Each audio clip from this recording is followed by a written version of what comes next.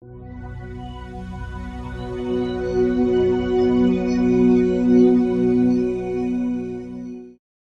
crowd neither wants nor seeks knowledge, and the leaders of the crowd, in their own interests, try to strengthen its fear and dislike of everything new and unknown.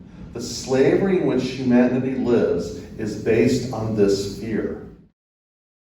And when we think of any form of colonialism, any form of tyranny, what is it based on? It's based on fear. It's based on power, which evokes fear. And so that is contrary to this ideal that we think about, that all the mystics have talked about, of what it means to live in a just, equitable, and sustainable world, or a just, equitable, and sustainable nation, or tribe, or family. You can't have both. And so if we support imperialism, then it means that we are going against our values of life, liberty, and the pursuit of happiness. You can't do both. And if you disagree with me, I'm going to love you anyway. But I'm just asking you to reason this with me.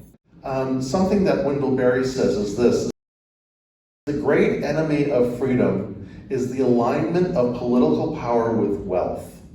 The alignment destroys the commonwealth, that is, the natural wealth of localities and local economies of household, neighborhood, and community, and so destroys democracy, of which the commonwealth is the very foundation and practical means. This is part of that disorder that we are in, is who are we in the world? Who do we want to be in the world? And what are the consequences of the path that we have taken? And what are we, you and I, as citizens, going to do about this from an enlightened place? How do we begin to engage with this? And this is ancient wisdom. This is ancient wisdoms. In the Hebrew Bible, in the book of wisdom, one of the great poets, one of the great prophets of the Hebrew tradition writes this: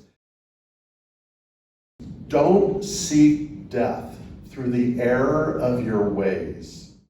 Don't invite destruction on yourself by what you do. God didn't make death. God takes no delight in the ruin of anything that lives. God created everything so that it might exist. The creative forces at work in the cosmos are life-giving. There is no destructive poison in them. The undersoul doesn't rule on earth. Doing what is right means living forever. That's the invitation. That's the invitation. And one of the things that I'm sitting with in this, where I find meaning in my own life, and my invitation to you to find meaning in this, is the community that we gather with. And a word that, and I hear this one so much right now, especially in the world that I'm in, I'm spiritual, not religious. Well, freedom goes hand in hand with responsibility, personal responsibility, and responsibility to the other. I need to be committed to something, to a path, to a practice. I need to stay tethered to those who love me and that I receive love from, who hold me accountable. I need a sense of dedication, and that's what inspires me to move in the world, to be as good a global citizen and to act locally, to be as good a citizen in the nation that I live, in the community that I'm with, in the community that I'm part of, in my household, in the very cosmos itself. And, my religion, as the Dalai Lama says, is love. Is this idea of an ideal, of working towards this perfection, of justice, equality, sustainability, to serving my life to ensure life, liberty, and the pursuit of happiness for all beings, Are we perfect? No. we're very imperfect. But we are striving for perfection in our own life. Are you perfect? Probably not. But my invitation is to strive for that. And so, as I said, Emma Lazarus, who was this young Sephardic Jew who worked strongly and deeply in New York, particularly with the Jewish exiles that were fleeing from Europe, but also with others that were coming from other parts of the world, for the disenfranchised, for the poor, for the hungry, as our nation was deeply imperfect and attempting to heal itself from the Civil War. She wrote this sonnet, which is inscribed at the foot of the Statue of Liberty. And by the way, it's kind of interesting. Did you know that there are broken chains that she is striding over? They were going to make it more prominent, but they figured that would be too divisive right after the Civil War, so they kind of have her underneath her robes, but you can see, and that's the breaking the chains of any form of tyranny. And so I invite you just to contemplate these words as you look at her.